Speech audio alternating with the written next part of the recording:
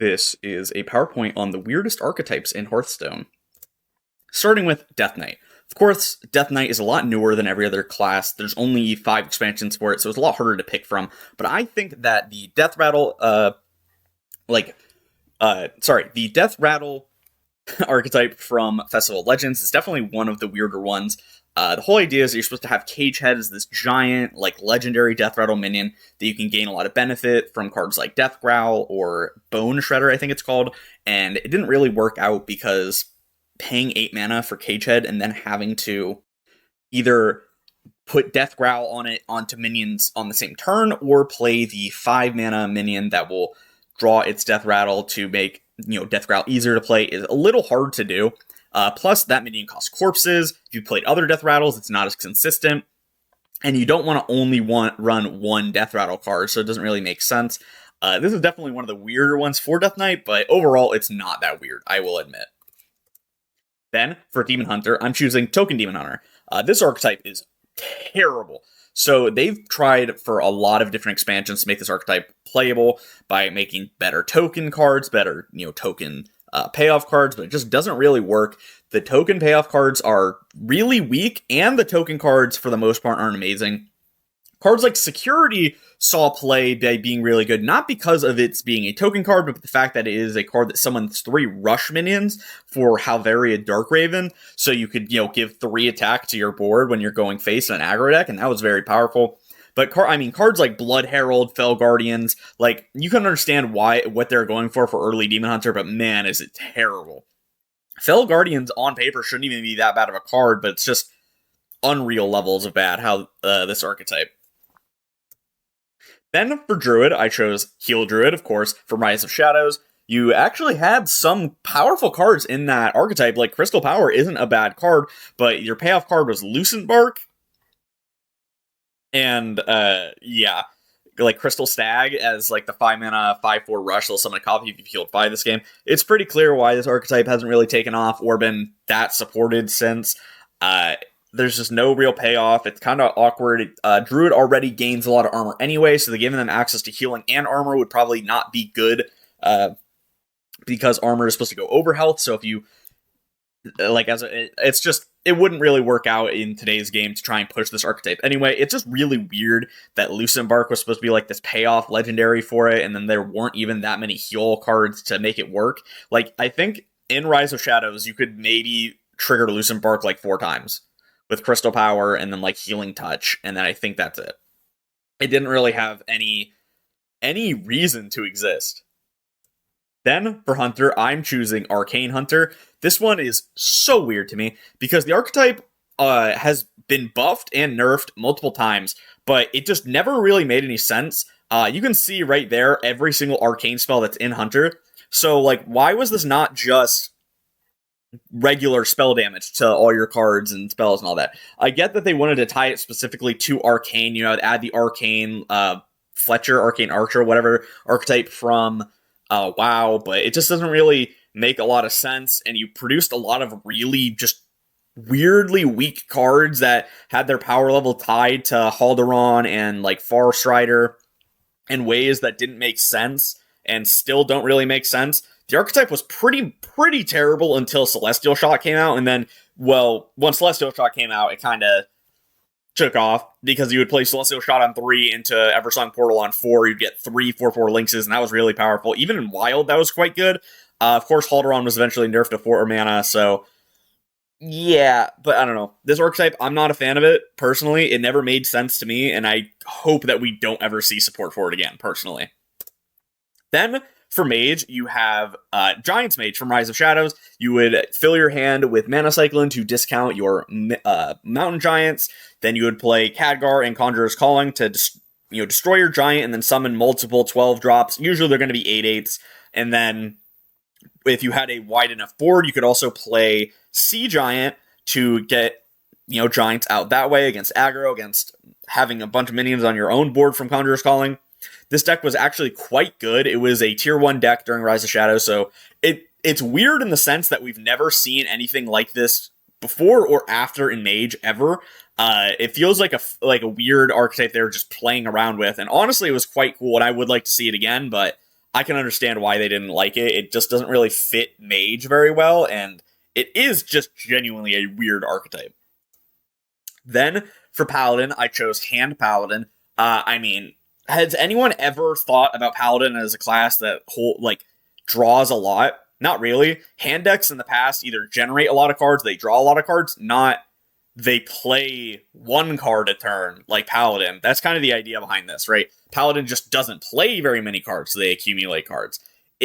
As far as I know, this was okay in Standard. It wasn't anything crazy, but in Wild, it's so bad.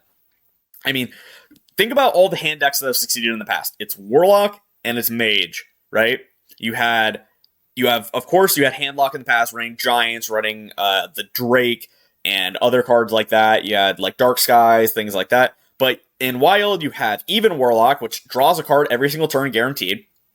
So it draws 2 cards, and it has things like Anetheron as payoff, which is a 1-mana 8/6. It can obviously use Null very well. It can use Mountain Giant, but this Hand Paladin deck can't use those minions as efficiently because it relies on things like Badlands Bandits, of all cards, to fill their hand. This is one of the only, hand-filling generation cards that the class has, and it's 6 mana. You can understand why it's not very good. Then, for Priest, I chose Silence Priest, actually. Silence Priest is so weird. When Purify came out, people considered it one of the worst cards ever printed, and then you had a lot of silenceable minions, and eventually became a playable archetype. In Nathria especially, it was quite strong from my understanding. When I say, I will be completely honest, I have no idea what Silence Priest was in Nathria at all. I don't remember that at all. I'm just going to be straight up. But I saw deck codes of it. I saw, actual players playing it when I was researching for this video, Archetypes, and it's just very funny. It makes a lot of sense that, over time, minions that have large stats but bad effects get printed, so making it so they don't have those effects, and then also getting a benefit from it can be good. Purifying Power is genuinely a incredibly powerful card. It's just, there's not much to use it on. It's likely before that card rotates that we'll see something new for it, but I could not tell you for sure. Then, for Rogue, I chose Pogo Hopper. Pogo Hopper is actually one of the first ever buffed cards in Hearthstone. In the patch that released Snip Snap was the first buff patch that really took the game by storm. It had things like Luna's Pocket Galaxy as well, and everyone knows what happened to that. It got nerfed again. So the archetype had already been buffed, but it just never really did anything. Yes, you can play it, and you can do some really fun things with it, but it doesn't really make sense. In Battlegrounds, however, this card was actually removed from the game because it was quite good. You would play it with Jandis, and you could keep getting the Pogo Hopper effect over and over again. You get gigantic Pogo Hoppers, and it was a really good way to scale and out-tempo your opponents because it was really cheap to do so for how many stats you were getting. It was actually really fun to play, and I do miss it a lot, and I think a lot of players that played during that time missed it, but yeah, that's Battlegrounds. That's not constructed. Pogo Hopper is just not a real card. Then for Shaman, I chose the Death Rattle archetype from March of the Lich King, where you're supposed to, give Death Rattles to your minions through spells, and of course Scourge Troll is supposed to get, extra benefits from it. It doesn't make any sense. This is another one of an abandoned, unsupported archetype for Shaman, of which there are numerous, and it's very weird that Shaman has so many abandoned archetypes compared to other classes. It's very weird. I was going to choose Freeze Shaman as well, but I think this one is just even more weird, because at least Freeze Shaman has gotten a little bit of support. Not much, but at least he gets it. This is just I would be surprised if we ever got anything that is remotely considered support for this archetype. Yes, Shaman has had spells in the past that give minions death rattles, but it's Ancestral Spirit, I think it's called, and Vivid Spores, which those just resummon the minion. Or you can summon totems or things like that. None of those cards are actually that good aside from Ancestral Spirit. I think that's what the card is called.